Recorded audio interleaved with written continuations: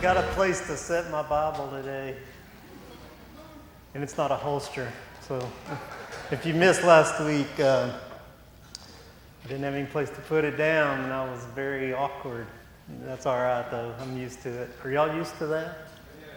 Okay, good. How many guys are into music? Yes. Like, you know, I mean, you're like into it.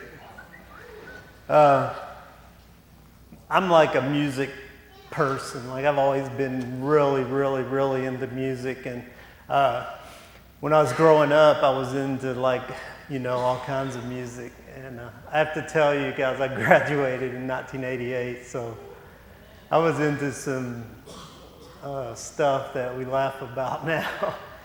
But hey, man, you guys that were into stuff in the 50s, we laughed at you in the 80s, so, you know. Here's what I found is that music is more than just songs, isn't it? It's like, I want to call it a soundtrack to life. Have you noticed that a song can take you to a place? It can bring back a memory. It can bring back an emotion. I hear songs and I taste like beer from back in my old days. Like, it's not a good thing. I'm just saying, like, it does something to it. Music does something to us on a whole different level, right? I mean, like, will we agree to that? Like, music, have you ever gone to bed and heard like the crappiest song ever in a commercial, and you go to bed and you're like you're just like, it will not leave, and you try everything and it just won't go. I got to drive. We were taking my daughter back to school yesterday for the summer, and I got to drive home yesterday, listen to Kids Bop. Oh man, that's tough. It's tough. We had a dance party, and you know, it was great. And but last night, man, I was just hearing these songs, just you know, it was nonstop. And I thought, you know, how much of what's going on in the world around us, and how much music and how much of that is really deeply impacting us, maybe even onto a level that we just don't even understand. Like I said earlier, you know, it's not only physically or bringing back memories, but emotions, the emotions that go with it. Like, I know, like, the breakup song. My daughter, man, she's like, it's crazy. I'm gonna tell on Ella. She's in here today. So, but there's this song that her and Sissy sing all the time, and every time it comes on, she leaves the room.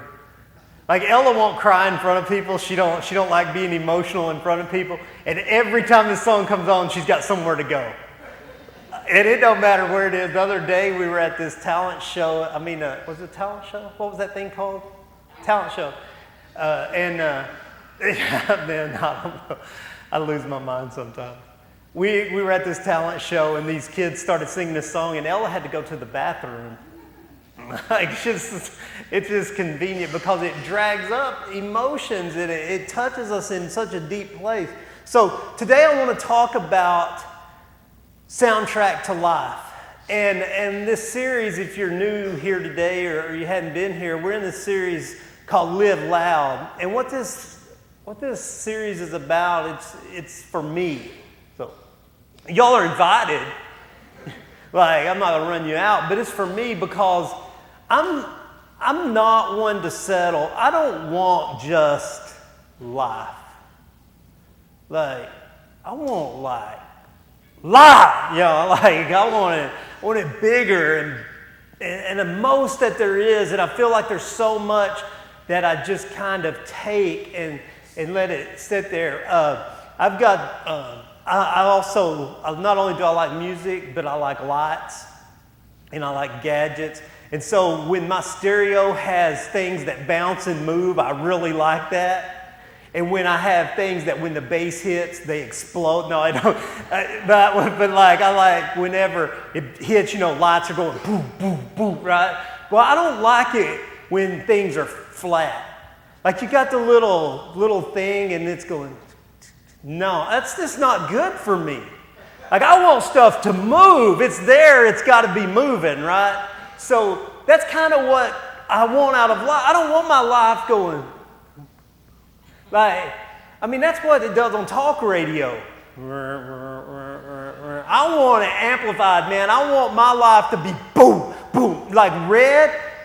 I got to tell Chance, man, if it's not hitting red, it's probably not loud enough. Red is there for a reason. Yellow means, hey, man, you're going to hurt something or somebody.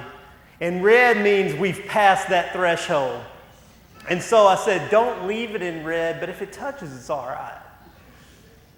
That's the way I want my life to be. And I think I'm not alone. I think most of us want the most out of life, don't we? I mean, we want an amplified life. We want a bigger life. And so today I'm going to talk about something that we may not get, but if we do, if we start to understand and we start to connect the dots, it can truly, truly change us.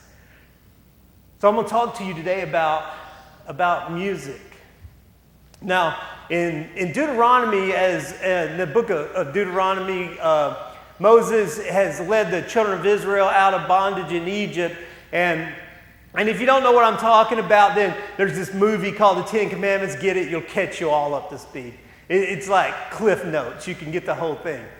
So Moses, the leader of this nation of millions of people, he leads them out. And he leads them out into what's known as the wilderness. And they cross the wilderness headed toward the promised land. Now we look back and these events happened, okay? These are real.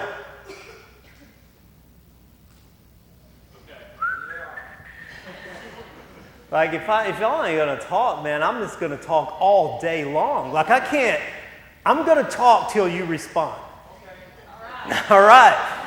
So if you're hungry, let's get going. Okay. All right. So Moses is leading the children of Israel, and he's leading them out, and they're headed out of Egypt into the promised land, or what we know today as Israel. Okay.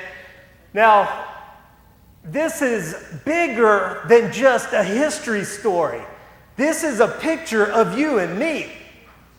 We are born flawed and broken and in captivity and really messed up. And God, through his endless mercy and amazing grace, transforms and changes us through the blood of Jesus and resurrects us from a life of prison and captivity and death into life. And so we're taken out of bondage and we go through this wilderness of learning life, and our goal is always to reach the promised land. And we would think the promised land would be the kingdom of heaven. Now, what a kingdom is this is really deep, so you might want to write this down. Kingdom is the domain of a king. It's deep. It's just unbelievable. The intelligence that just astounds in here. It's just, man. So what the kingdom is where God rules and reigns. And in the kingdom of heaven, that's what the life that we're all seeking and searching for. We took a poll a few weeks ago, and everybody in here wanted to go to heaven. It was unanimous. And they say our country's divided, but man, everybody wanted to go to heaven. So I love that we're united at least in one thing. And so as all of us want to go to the promised land, then we have to understand that we come from a land where we are prisoners, where we are in captivity, where we are slaves. And we don't like to be slaves, do we? No. We don't like to. No, we don't, Todd. We don't like it. We don't like to be under the rule and authority and not have any control or say-so about who we are and what we do in our lives, right? We don't like to be under that bondage. But sin has us held in that place of bondage. We become slaves to sin. And it keeps us and prevents us from entering into the place that we all desire to be, and that is the kingdom of God, or the kingdom of heaven, or the promised land. So, as Moses is taking these children of Israel out of bondage and into the promised land, he comes out and Moses, he does some stuff, and you have to read the story, but he doesn't get to go in, so he has to turn this over to his disciple, or his sidekick, or his friend, or his companion, or his vice leader, or vice president, or whatever you want to call Joshua. And so what Moses does is, after all of this time where he's out in the wilderness and God speaks to him and tells them how to have life and how to live and how to exist in this land of promise, that I just thought of something else, but I'm trying not to. Here's what I found, man, is that the children of Israel didn't just jump out of Egypt into Israel. You got that right. It was 40 years in the wilderness trying to learn and figure out. And it's because in those times there are trials and there are tests, there's character building, there's growing, there's becoming, there's obedience, there's a grow up time. And so we don't always just jump out, oh, yay, I'm resurrected, now I'm in the kingdom. It's not like that. We all go through wilderness times, because what I found is heaven is not necessarily heaven if you don't know what hell is. Does that make sense? The promised land would mean nothing had there not been anything to compare it with. It would have just been land. Do you understand? So we go through these things, and we go through this testing and growing and learning and becoming. And so God teaches us. Well, as God was teaching the children of Israel, Moses did this. He comes up to the edge of the Jordan River. They're ready to cross in the promised land. You know what Moses did? He stops and he teaches them a song. How many of you guys learned your ABCs by singing a song? How many of you guys still sing a song when you need to know how to line up your ABCs? We're playing this license plate game on the way to Lubbock. And, of course, I was like, elemental P. What is elemental? If I try to figure out elemental, I don't even know that letter. So I'm singing the song, and they're like, what's the next letter? And I'm like, you know, like, and then you laugh at me because you're doing it. You don't do the same thing. That's why it's funny, because you do it too. We learn through songs, man. I remember like all of these little rhymes and these songs that as we're growing up and as we're going through school, man, we're learning these things. I often thought if like history was put to music, and not like country music, but something that has, you know, if history was put to music, like I would be a genius. Like I would have remembered all these names and places and dates and people and things, right? But instead of sitting there going, Bueller, you know, like you're just going, oh my gosh, kill me now. If we had music, man, something happens where it bypasses our intellect and goes straight to our being. You know what I mean? And then it sticks with us. That's why we know the words to songs we hate. You do, don't you? You know the words to every terrible, horrible song you've ever heard. You know the words to songs you hate, and that's not logical. It's not right to know the words to songs you hate. If you hate something, you should know nothing about it. But we remember because it bypasses our intellect and it becomes part of us. So Moses, what he does is he teaches this nation this song. And it's a song of God's will and how to live and how to exist. And it's impressive. So what I start to see is that music is on a different level than the conscious level. We might even say that music is spiritual. It does something to us, doesn't it? Sad songs make us cry. I know you cry too. I cry like a big baby. The older you get, it's okay. You just, once you have kids, right? Can anybody agree? Like once you have a kid, you just become on everything. Like Scott does all the time. He cries all the time. He makes it okay for me to cry. So music brings out these emotions in us. Like when I like when you hear people say, oh no, man, I just like the beat, I told my mom was growing up, no, man, I don't like Molly Creek, I just like the beat. You know the words to all those songs, man, they become part of you.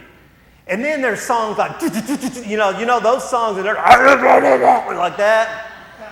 I don't know what they're saying, but I'm sure it's something, right? And that kind of music generates rage.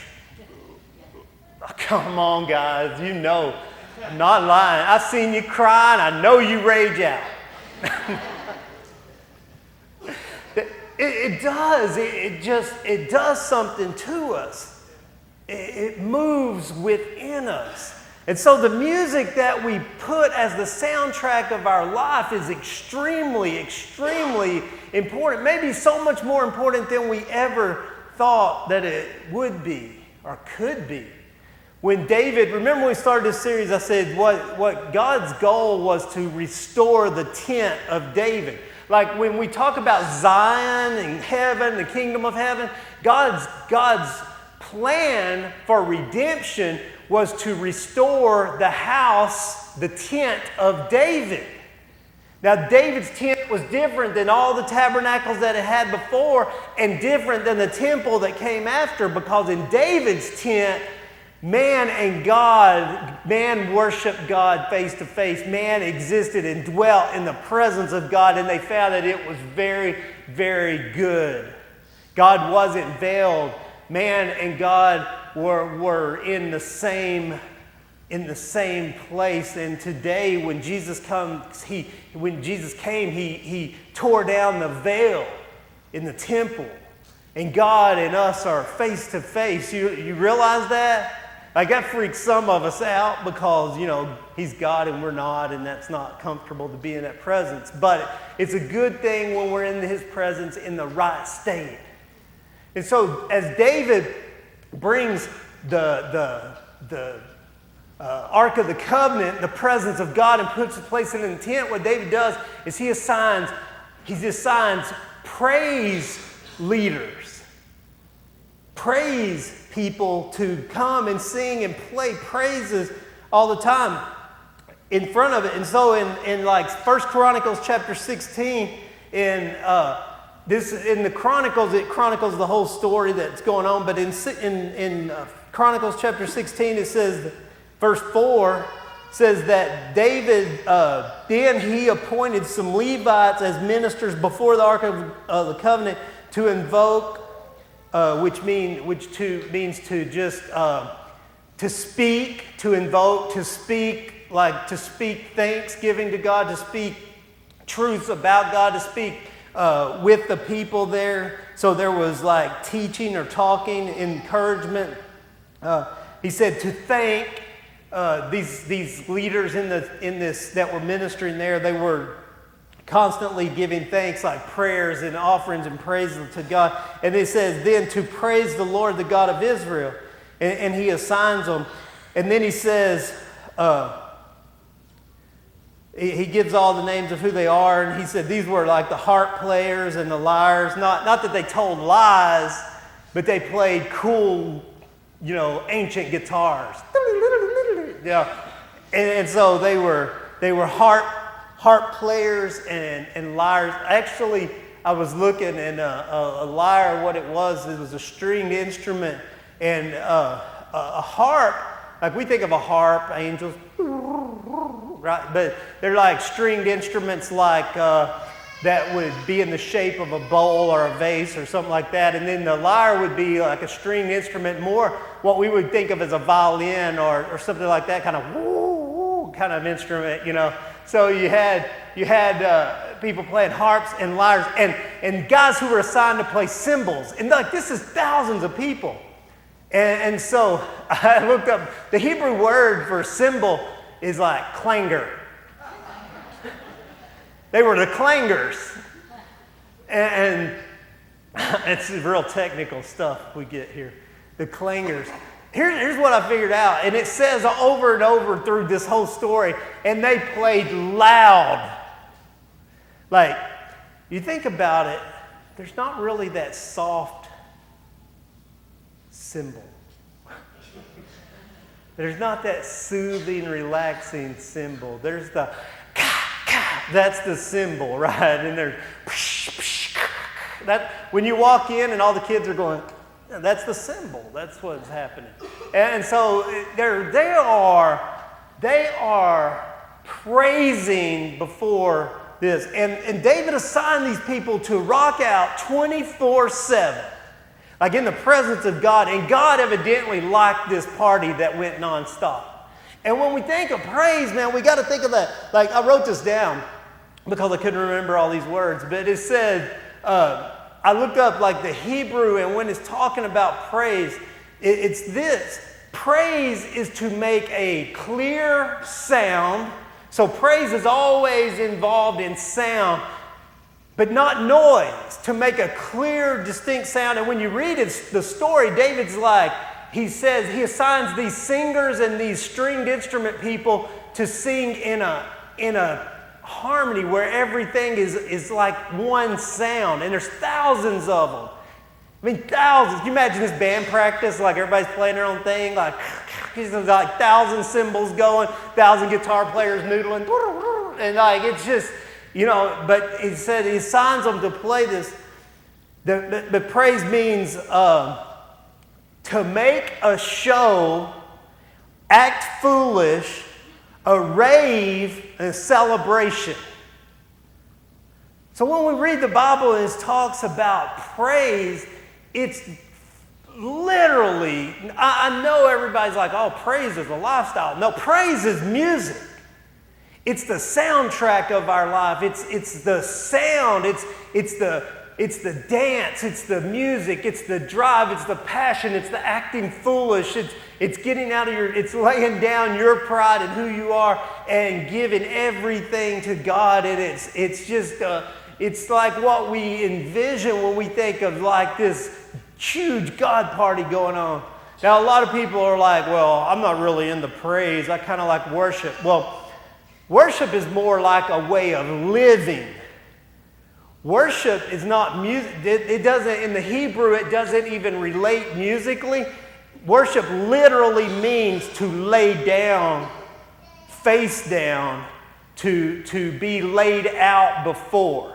So when we live a life of worship, which means a life submitted, laid down before God, honoring and respectful to God. Praise, though, with what David did in the presence of God, was he praised, he danced, he sang, he played cymbals. He lived with volume. Like it was an event that went on non-stop. And so when we start to figure out how this whole thing and what God's desire is, his desire is for people, for us to praise. You were created to praise. That's why even when you're in an elevator and music comes on, you're going.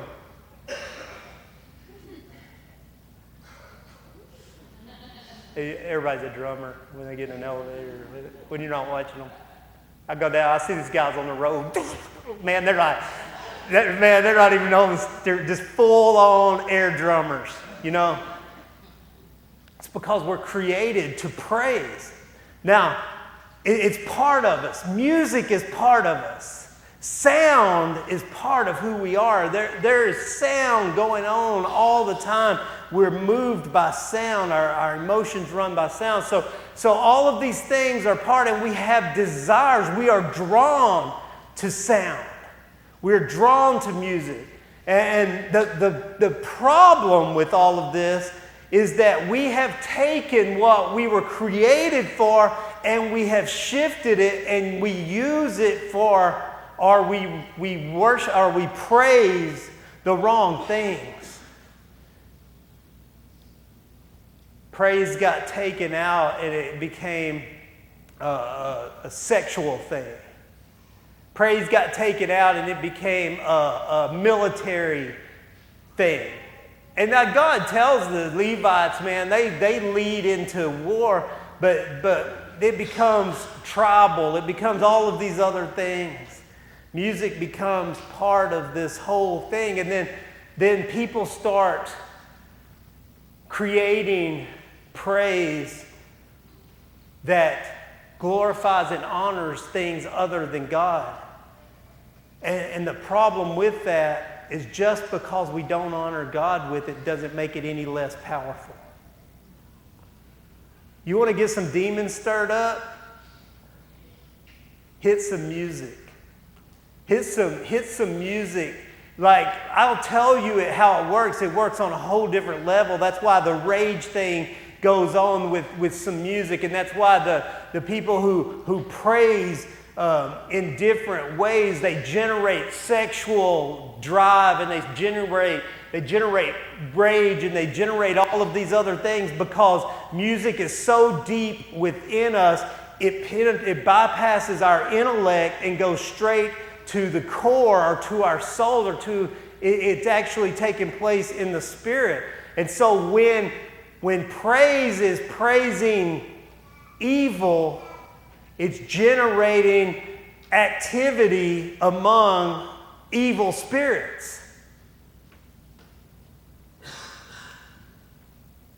But when praise is used the way it was created, it does the exact same thing. It creates energy among the spirits of God, and it becomes uplifting and life-giving. Where when it's used not the way it was intended, it begins to take life away. And I'm not like in the 70s they had all these seminars and CD burnings and tape burnings and things. Anybody around for that stuff? That was crazy. I remember when I went to my first tape burning, man, I came home with a collection you wouldn't believe. Like, you won't be needing that anymore? I got that. No, it's like the best shopping trip ever. I didn't know. I didn't care. Spirits.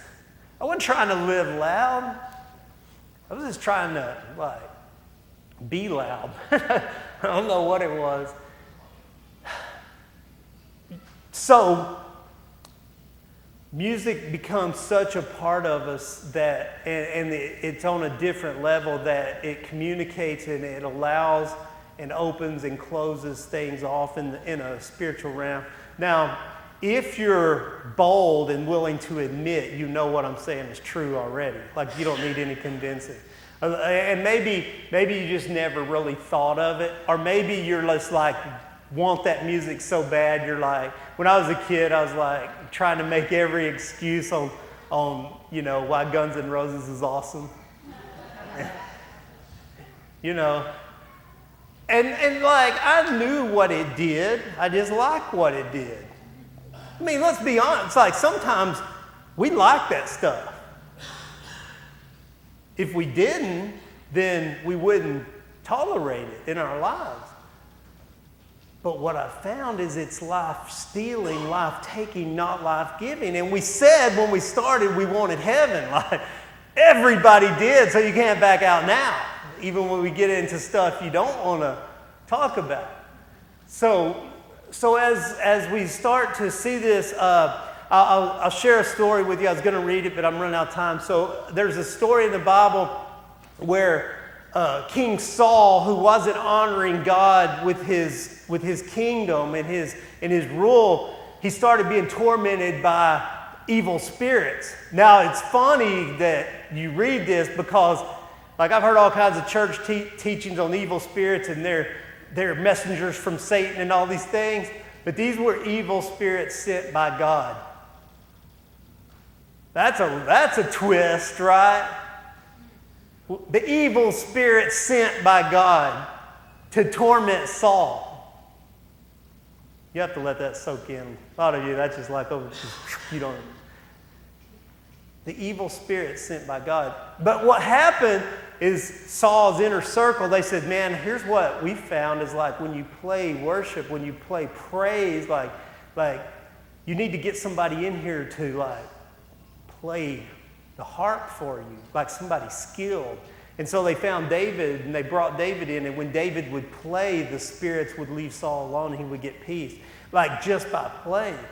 And when you start to read and you start to study and start to figure out how this works, man, this worship or this praise of God, it works on a level that's different from the air that's in the room. Like it's bypassing our intellect. It's bypassing our emotions. It's not even something you have to like or enjoy. Like I saw, he was probably into like piano. And David's wailing on the guitar. And it's like he didn't even maybe like it. But it gave him what he was seeking. And here's what I found is that the air in a room can be changed with worship music, with praise going on, with using music and songs in the way God intended them to be used. It creates a spiritual environment that is productive to the life you want. It creates a spiritual environment that causes your life to have and experience peace and joy and love and hope and goodness and all of those things that we're after. And it's the soundtrack of our lives that we have to shift. Now, there's songs that mean nothing. They're not either good or bad. They're just songs. And there's nothing wrong with listening to whatever you want to listen to. I don't really care what you listen to. It doesn't matter. What I'm telling you, though, is if you want to know how to create this environment around you that gives you the life you want, there's a way to be intentional about it. Y'all don't know I do this because, well, I'm the only one here when I do it. So I get here early and I just sing loud in the mic. No, I don't do that. That ain't even weird for me, man. When I'm in a building by myself, I'll turn on worship music out here like really loud. Like, imagine Ray knows about it. He's my neighbor.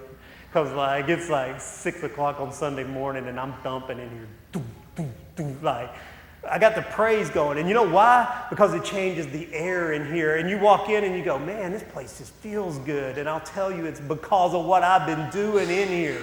Not anything weird, but what, you know, like playing music, like just, and it's the right kind of music. It's music that's glorifying God and inviting God's Spirit and God's presence into this place. And when we do things like that, when you walk into a store, man, there's stores now. I started noticing a lot of stores that have worship music going. And when you walk in there, there's a different air in the store. And it's not that they're trying to get you saved or convince you God is real.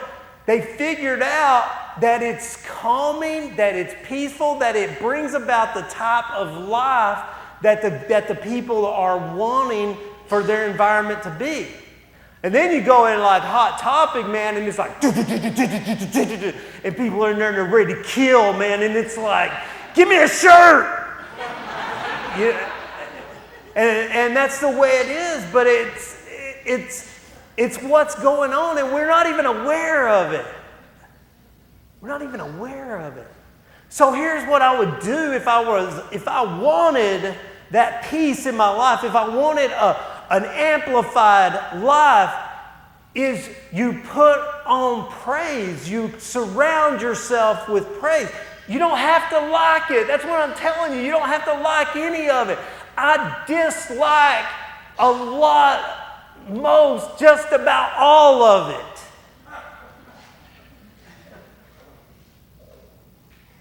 Like, I like 3 or 4 songs. I was listening to Pandora, and I'm like, man, one in a row. They played one good song in a row.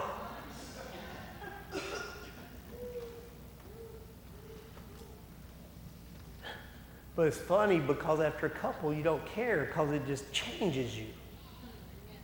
It changes you on a different level than the intellect. Have you ever been driving by yourself and noticed you're just getting irritated? Just like, and there's no reason, like nobody's in the car with, like you're just getting irritated. Listen to what music's going. Spirits are real. I don't know. I mean, you get this. Let me give you a real quick idea of what the spirit realm looks like. Okay, and I'm not saying that this is this way, but if I explain it to you this way, maybe you'll get a grasp of it. We all have thoughts all the time, right? Where do those thoughts come from? You ever think about that?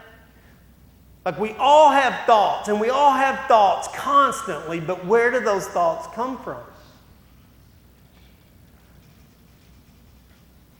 Thoughts are what demons are, or angels, or God speaking to us. Spirit. It's spirit. Where our thoughts come from are the spiritual realm. Do you understand? Like, if I see something, it generates a thought. Now, that thought is coming from, we can think of them as demons, angels, spirits, right? Now, I'm not saying thoughts are these things, but if I say a word to you, it generates a thought, right? So if a demon speaks to you, it generates a thought. So we could say then that the demon is giving you your thoughts. And so when we introduce these kind of praise that invites this demonic, then all we keep introducing to our subconscious constantly is demonic thoughts. Now, we think of demonic thoughts as being like, go kill your friend. You know, it's like, it may not be that. A demonic thought would be like, man, you sure look good today. You sure look good today. I think you should be king of the world. And we're like, yeah, I should be king of the world. I've been telling everybody that. It can be whatever it is, and it starts to draw us and take us on a path or a life away from the promised land, the kingdom of heaven, God's will for our lives. And the only way you're going to have life and the only way you're going to have an amplified life is to passionately pursue the will of God in your life. But you can't do that if you keep your environment full of demonic thoughts, full of penetrating thoughts that are going to constantly take you out of the will of God.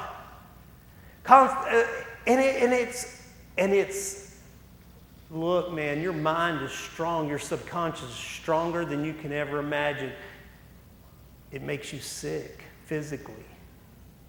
It'll give you diseases physically.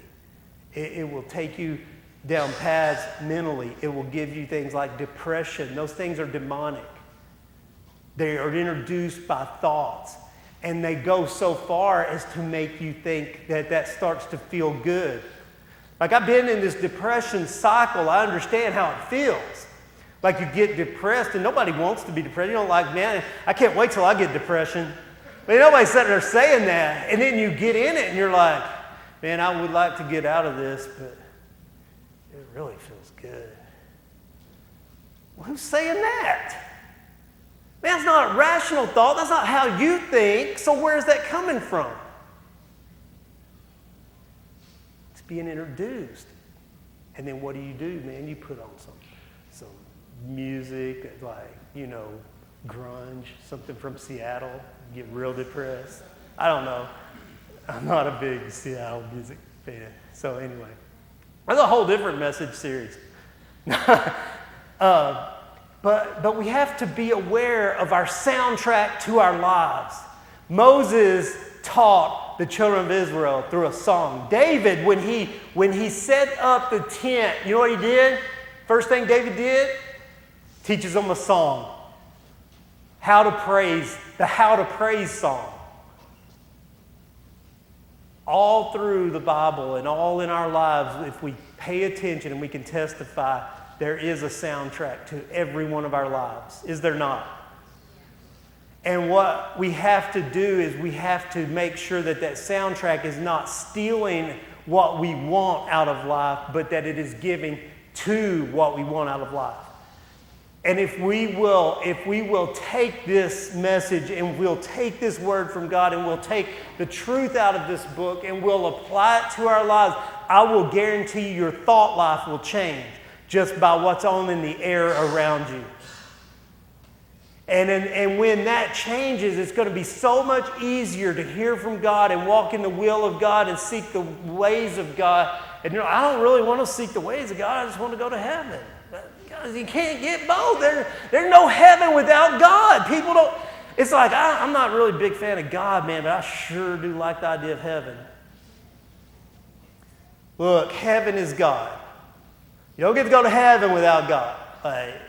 Heaven is God, and the more you want of heaven, the more you're going to have to want of God.